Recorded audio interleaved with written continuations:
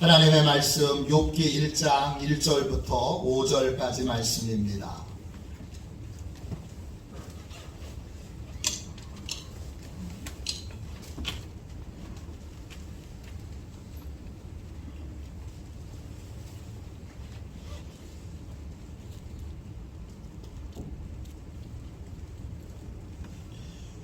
욥기 1장 1절부터 5절까지 말씀입니다.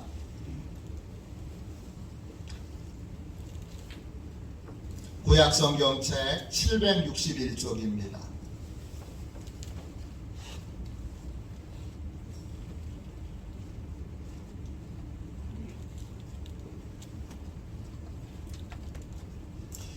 욥기 1장 1절부터 5절까지 말씀 같은 목소리로 함께 읽도록 하겠습니다. 함께 읽습니다.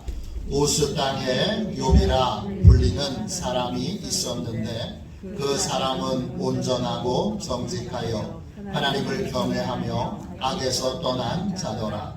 그에게 아들 7과 딸 3이 태어나니라. 그의 소유물은 양이 7,000마리요 낙타가 3,000마리요 소가 500겹이요 암나귀가 500마리이며 종도 많이 있었으니 이 사람은 동방사람 중에 가장 훌륭한 자라. 그의 아들들이 자기의 생일에 각각 자기의 집에서 잔치를 베풀고 그의 누이 3명도 청하여 함께 먹고 마시더라. 그들이 차례대로 잔치를 끝내면 욥이 그들을 불러다가 성결하게 하되 아침에 일어나서 그들의 명수대로 번제를 드렸으니 이는 욥이 말하기를 혹시 내 아들들이 죄를 범하여 마음으로 하나님을 욕되게 하였을까 함이라. 욥의 행위가 항상 이러하였더라. 아멘. 할렐루야. 감사의 예배로 마무리하는 인생, 감사의 예배로 마무리하는 인생, 이런 제목으로 함께 은혜를 나누겠습니다. 오늘은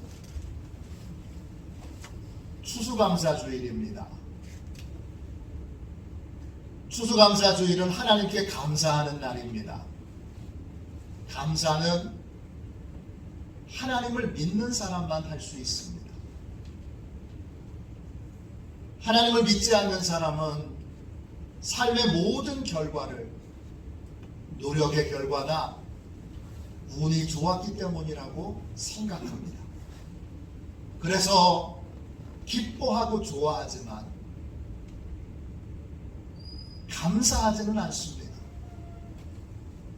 그러나 하나님을 믿는 사람은 하나님의 보호하심과 도우심을 볼 수 있기에 이 모든 결과가 하나님의 은혜의 결과임을 깨닫고 하나님께 감사드립니다. 1년이란 시간은 짧으면 참 짧고 또 길면 꽤 긴 시간입니다. 추수감사주일을 맞이하여 감사헌금을 준비하면서 올 한 해 코로나로 답답한 순간들도 있었지만 하나님이 베풀어 주신 은혜를 헤아려 봅니다. 이런 시간들은 우리에게 큰 유익을 줍니다. 지난 1년 하나님이 어떻게 우리의 삶을 도우셨는지 확인할 수 있기 때문입니다. 그러면 지금까지 하나님이 도우셨는데 앞으로도 하나님이 도우실 것이다. 이런 믿음과 기대를 갖게 됩니다. 추수감사주일은 구약의 초막절에 기원을 두고 있습니다. 초막절은 농사가 다 끝나고 추수한 것을 창고에 다 들인 다음에 시작이 됩니다. 1년 농사가 끝나는 그 시점에서 하나님은 모든 백성들을 하나님 앞으로 다 불러 모으십니다. 이때 아무 농사도 아무 노동도 하지 않고 섬회로 모여서 8일 동안을 하나님께 예배를 드립니다. 이것이 바로 초막절입니다. 하나님이 왜 초막절을 지키게 하셨을까요? 추수는 농사의 끝입니다. 무엇이든지 시작도 중요하지만 끝맺음이 중요합니다. 하나님이 초막절을 지키게 하신 이유는 하나님께 감사드리는 감사의 예배로 끝맺는 삶을 훈련하게 하신 것입니다. 우리는 예배로 끝을 맺어야 합니다. 무슨 일이든지 어떤 상황이든지 예배로 끝을 맺어야 합니다. 일주일의 끝, 또 새로운 시작, 그 교차점에서 우리는 주일 예배를 드립니다. 하루를 우리는 새벽 기도로 시작해서 맨 마지막 감사의 기도로 하루를 마무리합니다.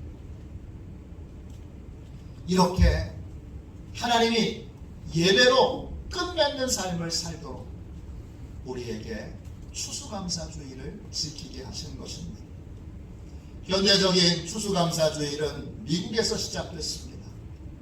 유럽의 종교개혁의 바람이 휘몰아칠 때에 종교개혁이 온전히 하나님의 뜻대로 순수하게 이루어지기를 바랬던 사람들이 있었습니다. 그들을 우리가 크리스찬 청교도라고 부릅니다. 청교도란 순수한 신앙을 가진 사람들이란 뜻입니다. 청교도들은, 특별히 영국에 있는 청교도들은 영국 성공회가 온전한 개혁을 이루지 못하고 절반쯤의 개혁으로 그쳤다, 이렇게 생각했습니다. 그래서 온전한 종교 개혁을 이루도록 영국 왕에게 많은 건의를 했습니다. 그런데 왕은 그 건의를 성공회와 왕에 대한 비판으로 받아들였습니다. 그래서 청교도들을 핍박하게 됩니다. 그래서 온전한 신앙 개혁을 이루기 위해 많은 청교도들이 미국으로 건너오게 됩니다. 1620년 한 무리의 청교도들이 메이플라워호라고 하는 작은 배를 타고 미국으로 오게 됩니다. 180톤의 작은 배에 102명의 사람이 타고 항해를 합니다. 이들은 1620년 12월 26일 117일의 험난한 항해를 마치고 미국 동부에 있는 플리머스 해안에 상륙하게 됩니다. 미국에 도착한 청교도들은 하나님께 이런 감사의 기도를 드리게 됩니다. 하나님, 여러 가지로 감사드립니다. 첫째, 180톤밖에 안 되는 작은 배지만 시속 2마일로 117일간의 항해를 무사히 마치게 하심을 감사드립니다. 둘째, 비록 항해 중에 2명이 죽었지만 한 생명이 배에서 태어나게 하신 것을 감사드립니다. 셋째, 폭풍으로 돛이 부러져 못쓰게 되었지만 배가 파손되지 않은 것을 감사드립니다. 넷째, 큰 파도로 여자들이 바다에 빠진 적이 2번이나 있었지만 모두 무사하게 구출된 것을 감사드립니다. 다섯째, 신대륙에 도착한 후 인디언들의 방해로 상륙을 못하다가 이렇게 한 달 만에 프리머스 항구에 안전하게 상륙하게 하신 것을 감사드립니다. 여섯째, 3개월 동안 항해 여정 중에 고향으로 돌아가겠다는 사람이 단 한 명도 없었음을 감사드립니다. 청교도들은 감사 기도로 항해를 끝맺었습니다. 그러나 미국에서 그들을 기다리고 있었던 것은 혹독한 추위와 배고픔이었습니다. 크리스마스 다음 날 12월 26일에 미국에 도착했기에 그들은 겨울의 추위와 굶주림과 전염병으로 그해 겨울에 44명이 죽게 됩니다. 이듬해 봄이 돼서 땅을 개간하여 영국에서 가져온 씨앗을 뿌렸는데 그들이 뿌린 것은 보리와 밀이었습니다. 그런데 기후 조건이 맞지 않아서 곡식을 거두는데 다 실패합니다.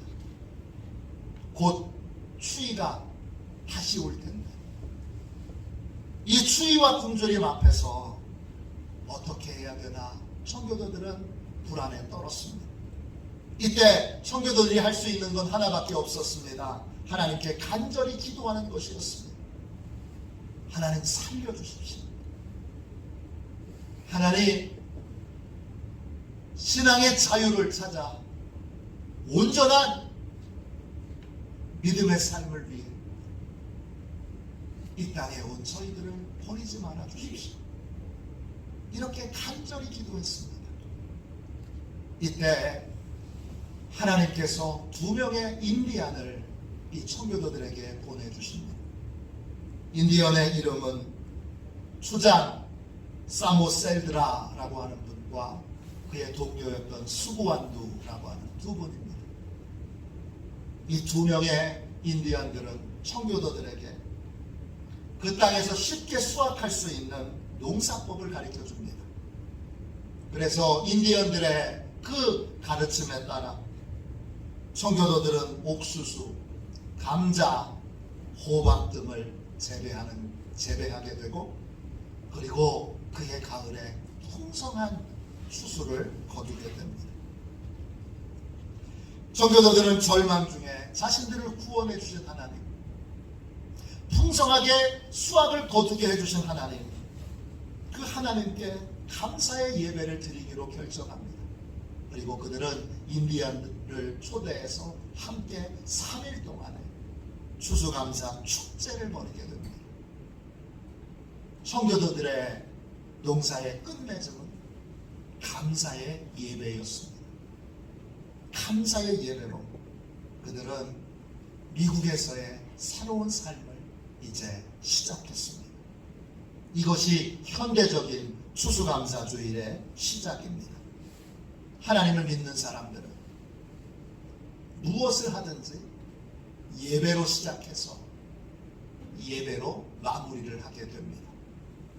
아브라함도 가는 곳마다 하나님께 예배드리는 제단을 쌓았습니다. 창세기 12장 7절부터 9절까지 말씀입니다.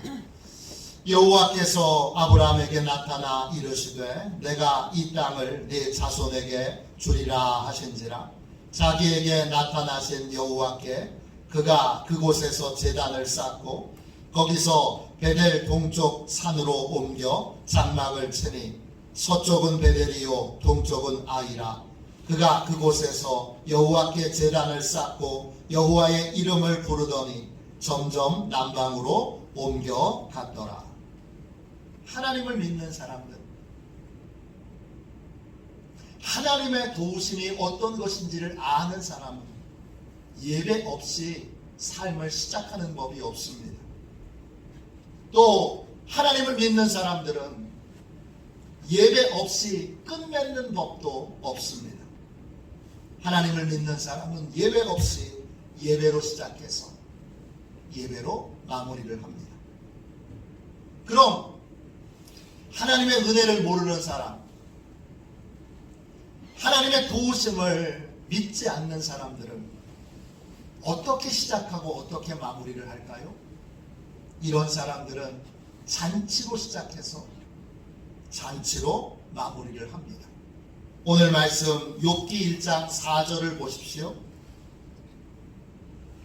1장 4절입니다. 그의 아들들이 자기 생일에 각각 자기 집에서 잔치를 베풀고 그의 누이 3명도 청하여 함께 먹고 마시더라. 여기 본문에 나오는, 오늘 본문에 나오는 욥은 하나님께 참된 믿음의 사람이라고 인정을 받은 분입니다. 욥기 1장 1절에 보면 욥에 대한 평가가 나옵니다. 이것은 욥의 인생 전체에 대한 평가입니다. 그가 이후에 겪었을 그 모든 고난을 다 포함해서 하나님이 욥에게 내린 인생에 대한 평가는 무엇입니까? 하나님 보시기에 욥은 온전한 마음과 정직한 태도로 하나님을 경외했던 사람입니다. 그래서 그는 악을 멀리 했습니다. 그런 그에게 10명의 자녀가 있었습니다. 아들 7명, 딸 3명입니다. 이들은 우애가 좋았습니다. 그래서 일을 시작할 때나 일을 끝맺을 때 서로의 집에 초대해서 잔치를 벌였습니다. 욥의 자녀들은 잔치를 좋아하는, 잔치하는 사람들이었습니다. 이들은 중요한 일이 생길 때마다 모여서 함께 잔치를 했습니다. 그런데 아버지 욥은 그 잔치에 참여하지 않습니다. 그렇다면 욥은 무엇을 했습니까? 5절 말씀 보십시오. 그들이 차례대로 잔치를 끝내면 욥이 그들을 불러다가 성결하게 하되 아침에 일어나서 그들의 명수대로 번제를 드렸으니 이는 욥이 말하기를 혹시 내 아들들이 죄를 범하여 마음으로 하나님을 욕되게 하였을까 함이라. 욥의 행위가 항상 이러하였더라. 욥은 잔치가 끝나면 자녀들을 한 명씩 불러서 예배를 드렸습니다. 욥은 한마디로 예배드리는 사람입니다. 세상에는 두 종류의 사람이 있을 수 있습니다. 잔치하는 사람과 예배하는 사람입니다. 잔치로 시작해서 잔치로 끝내는 인생이 있고 예배로 시작해서 예배로 끝내는 인생이 있습니다. 여러분은 어디에 속하십니까? 하나님을 믿는 사람은, 하나님의 은혜를 아는 사람은, 하나님의 도우심을 믿는 사람은 예배로 시작해서 예배로 마무리를 합니다. 그러나 믿음이 약한 사람은 잔치로 시작해서 잔치로 끝을 맺습니다. 믿음이 약한 사람들은 왜 잔치만 벌립니까? 하나님의 도우심을 보지 못하기에 뭐만 봅니까? 인간의 수고와 인간의 결과만을 봅니다. 그래서 잔치하면서 뭐합니까? 사람들이 얼마나 수고했는지, 얼마나 애썼는지 인간의 수고와 애씀을 칭찬하고 격려하는 잔치만 벌입니다. 결과가 좋으면 하나님의 은혜라고 생각하지 않고 사람들이 애쓰고 힘써서 수고한 결과라고 그렇게 생각합니다. 그래서 사람들을 불러서 칭찬하고 격려하고 위로하는 그러한 잔치만 벌리는 삶을 삽니다. 이 영적인 눈이 가려져서 하나님의 은혜를 모르는 사람들은 결과가 좋으면 좋을수록, 이 잔치하는 사람들은 결과가 좋으면 좋을수록 하나님에게서 멀어집니다. 이스라엘의 초대 왕 사울 왕이 대표적인 예입니다. 그는 처음에 왕이 되었을 때 누구보다 겸손했습니다. 그는 선지자 사무엘의 말을 잘 받아 순종했습니다. 그런데 왕이 된 후에 계속 성과를 내면서 그는 조금씩 변질되기 시작했습니다. 그는 하나님의 은혜를 잊어버리고 하나님의 도우심을 보지 못했습니다. 대신 자신의 수고, 자신의 노력, 자신의 애씀만을 봤습니다. 그래서 나중에는 좋은 결과를 얻으면 내가 수고해서 그렇지, 내가 애써서 그렇지, 내가 힘써서 그렇지 이렇게 생각했습니다. 또 좋은 결과를 얻으면 내가 능력이 뛰어나서 그렇지 이렇게 생각했습니다. 이렇게 자신의 수고와 헌신만 칭찬하는 잔치만 벌이게 되니까 그는 어느 순간부터 하나님을 대하는 태도와 하나님의 말씀을 전하는 사람에 대한 태도가 달라지게 됐습니다. 그는 하나님의 말씀을 가볍게 듣기 시작했습니다. 하나님의 말씀을 마음에 새기지 않게 되었습니다.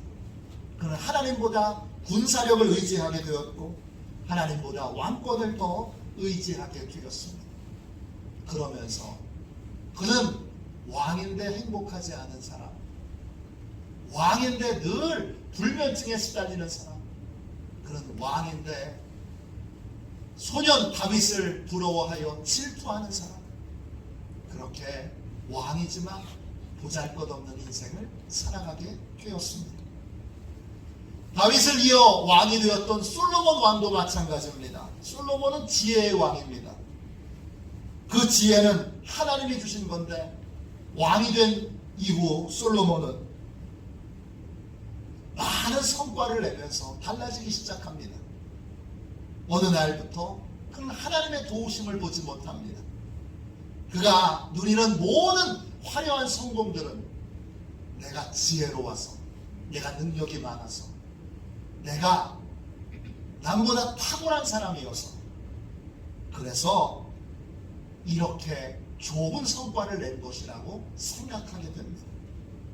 또 늘 주변에는 그의 지혜에 탐복하는 사람들이 있었습니다. 그 말에 현혹당해 그는 결국 말년에 하나님을 떠나게 됩니다. 그리고 우상 숭배를 하게 되고, 그리고 그 결과로 나라를 둘로 분열시키는 그러한 직접적인 원인이 됩니다. 그러면 도대체 하나님의 도우심을 볼 수 있는 사람, 하나님의 은혜를 볼 수 있는 사람은 어떤 삶을 살까요? 이런 사람들은 예배로 시작해서 예배로 끝내는 삶을 삽니다. 왜 그렇습니까? 왜 이렇습니까? 열매 자체보다, 수고 자체보다, 수고의 결과 자체보다 열매를 맺게 하시는 하나님이 훨씬 중요한 것을 이 사람들은 알기 때문입니다. 여러분, 욥기 1장 5절 말씀을 다시 보십시오.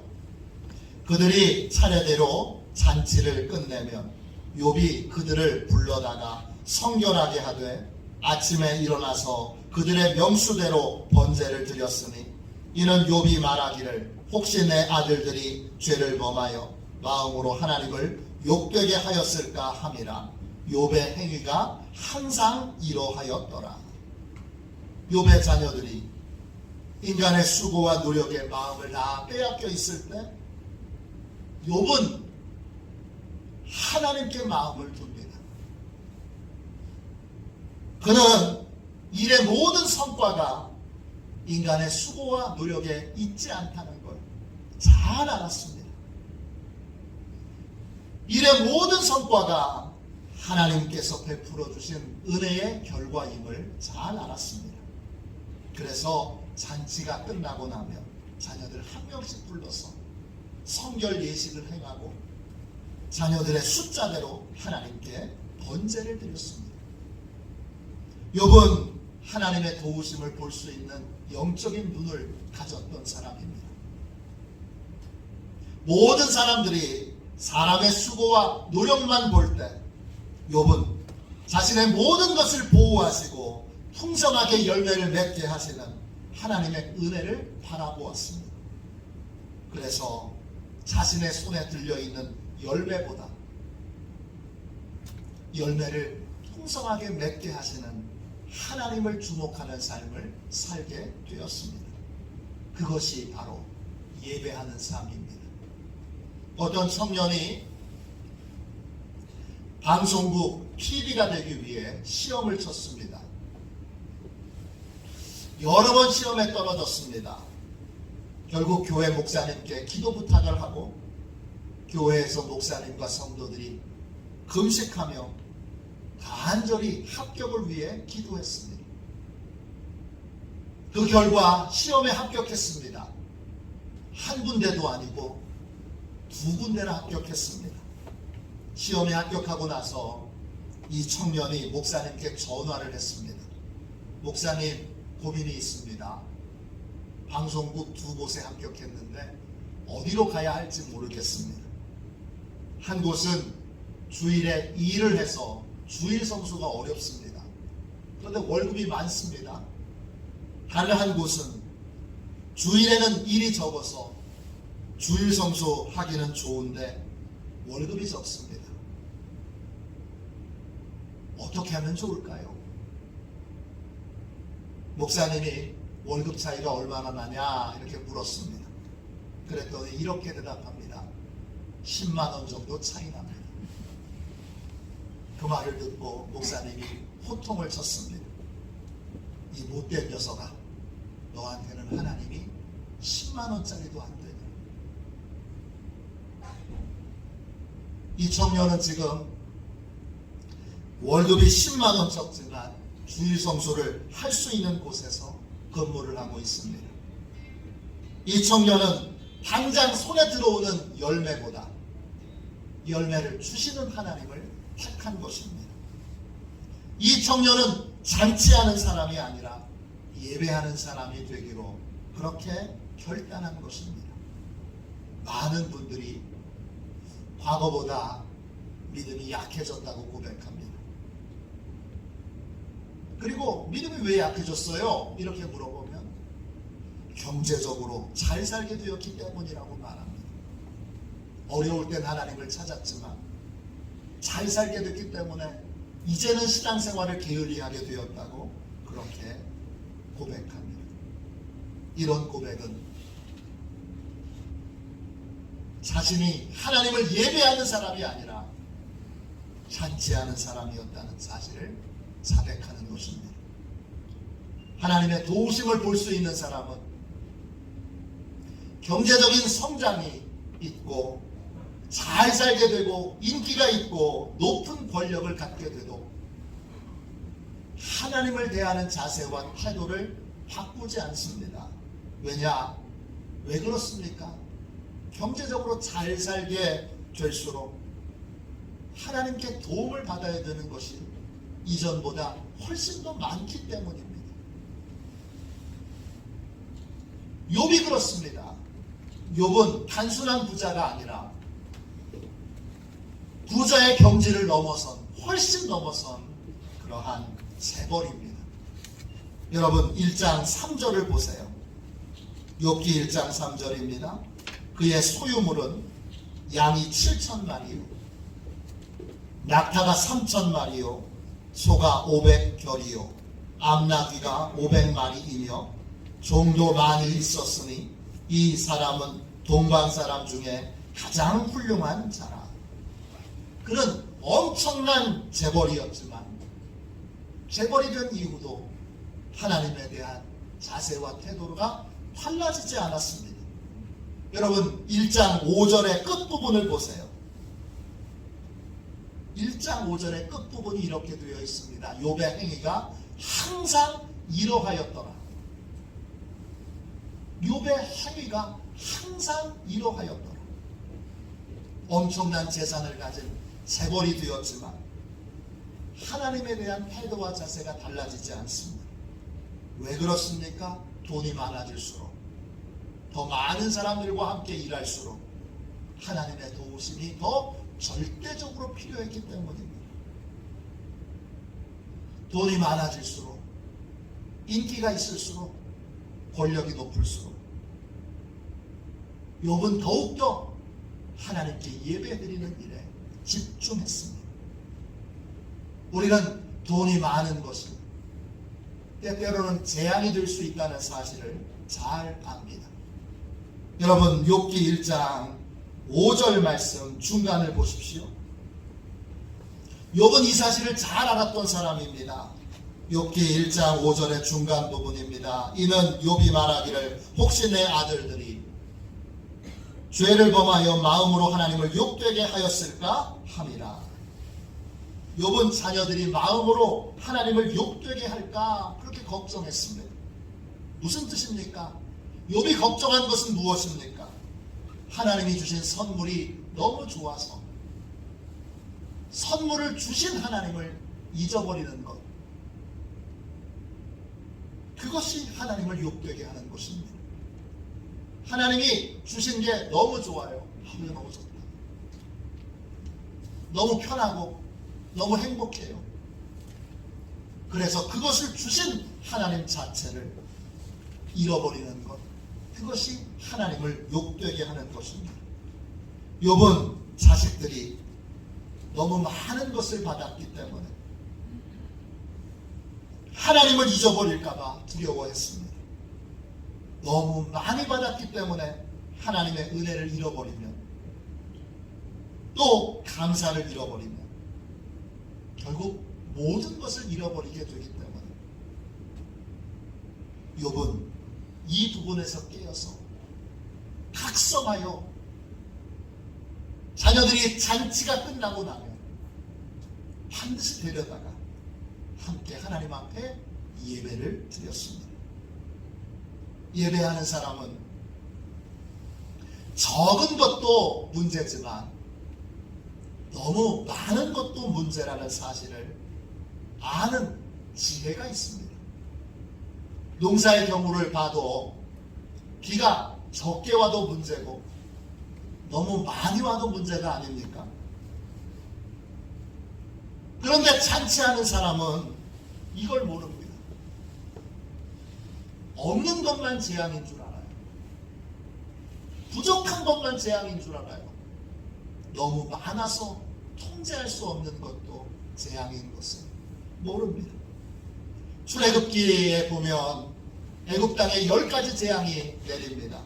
이 10가지 재앙 중에 대부분의 재앙은 없어서 재앙이 아니라 너무 많아서 재앙입니다.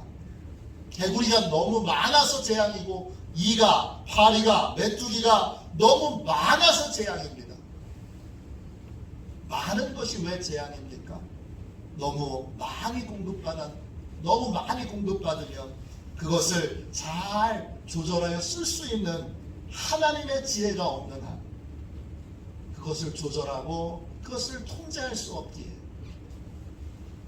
그리고 그것을 주신 하나님을 쉽게 잊어버리고 교만에 빠지기에, 그렇기 때문에 재앙입니다. 하나님을 예배하는 사람은 영적인 균형 감각을 갖고 인생을 살아갑니다. 이런 분들은 적을 때만 위기라고 느끼지 않습니다. 너무 많을 때도 위기라고 느낍니다. 물질이 너무 많을 때 위기라고 느낍니다. 시간이 너무 많을 때 위기라고 느낍니다. 너무 풍족할 때 위기라고 느낍니다. 그래서 이런 사람들은 너무 많을 때 나태해지지 않고 더 각성하여 더 깨려 하나님께 집중하여 더 간절히 예배를 드리게 됩니다. 추수감사주일은 감사의 예배를 훈련하는 날입니다. 감사로 마무리하는 인생을 훈련하는 날, 그날이 바로 추수감사주일입니다. 어떤 일을 만나든지 우리는 예배로 시작해서 예배로 끝맺는 삶을 살아야 합니다. 하나님께 감사드리는 예배로 인생을 마무리하지 않는 한 우리는 영적인 수고, 영적인 애써, 이것은 보지 못하고 영적 소경이 되어 사람의 수고와 애씀만 칭찬하고 사람의 수고와 애씀만 인정하는 잔치하는 인생을 살 수밖에 없습니다. 그러면 성공하면 성공할수록, 풍족하면 풍족할수록 하나님에게서 더 멀어지는 가련한 인생, 풍족한데 메마른 인생, 넉넉한데 아무것도 베풀지 못하는 인색한 인생, 그런 인생을 살아가게 됩니다. 우리는 언제나 하나님을 바라보는 감사의 인생을 살아야 합니다. 하나님의 도우심을 알고 감사의 예배로 마무리하는 삶을 살아야 합니다. 예배로 마무리하는 삶을 살 때 내가 부족해도 하나님을 의지하면 하나님이 풍족하게 해주실 것을 믿게 되고, 풍부할 때 하나님을 의지하면 그것을 잘 사용할 수 있는 믿음의 지혜를 하나님이 주십니다. 우리에게 중요한 건 선물이 아니라 선물을 주시는 분입니다. 감사의 예배로 마무리하는 삶을 훈련할 때 우리는 어떤 일을 만나든지 선물을 주시는 하나님께 주목하는 삶을 살 수 있게 됩니다. 그러면 앞으로의 모든 삶도 하나님이 돌봐주시고 공급해 주시고 책임져 주실 것임을 확신과 믿음으로 평안을 누리는 삶을 살게 됩니다. 오늘 여러분 이 추수감사주의를 맞이하여 여러분 모두가 다 감사의 예배로 마무리하는 삶을 이제 시작하시고 언제나 예배로 시작해서 예배로 끝나는 삶, 언제나 하나님을 주목하여 바라보는 복된 삶을 사시기를 주님의 이름으로 축원합니다. 우리 이 시간 함께 우리 430장 1절만 우리 두 번 찬양하고, 하나님 제가 모든 삶에서 감사의 예배로 마무리하는 삶을 살게 해주십시오. 이렇게 우리 통성으로 기도하도록 하겠습니다.